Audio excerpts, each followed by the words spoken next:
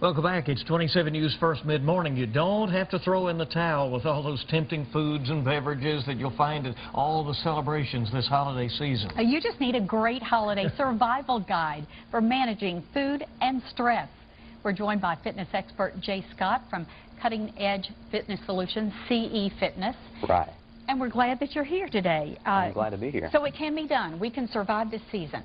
Absolutely. I mean, I'm telling you, you can survive it. The big thing is, there's no doubt about the fact that this is the absolute #1 worst time of year to try to stick to a nutrition program. It just is. It's everywhere. I mean, everywhere you go, there's food laid out. Try this, try that. How do you turn down somebody that's worked so hard on their recipe and all that? Exactly. And you talk about the seasonal 7.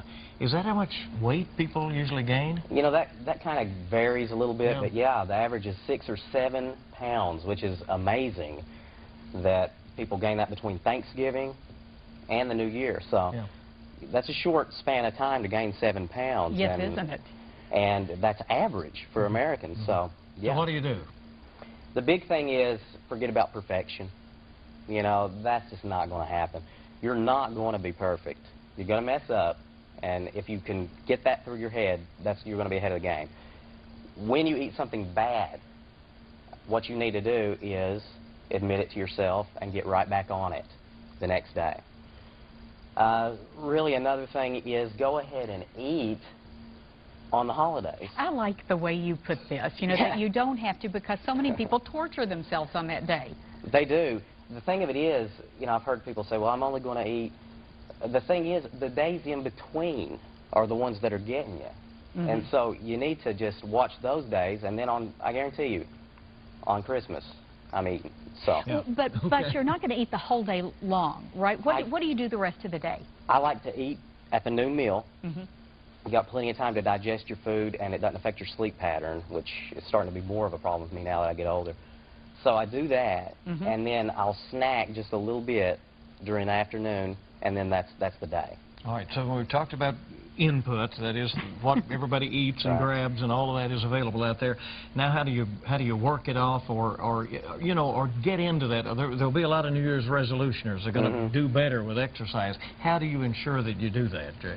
You need to get ahead of the game and go ahead and get in a pattern. I mean, that's the big thing. Get in a pattern now before the rush of the New Year. And don't make that a New Year's resolution to get in shape after the New Year. Just go ahead and start. And don't put so much pressure on yourself. If you can do 2-3 times a week, even for just 30 minutes at a time, you're going to be ahead of, you know, anybody. So that's the big thing, is go ahead and start now. People watching this, just go ahead and start right now.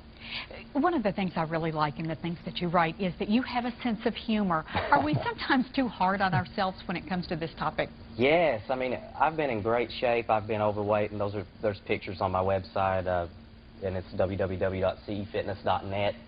You can go there, check it out. There's pictures of me in shape, pictures of me out of shape. It happens. And we need to just quit beating ourselves up so much.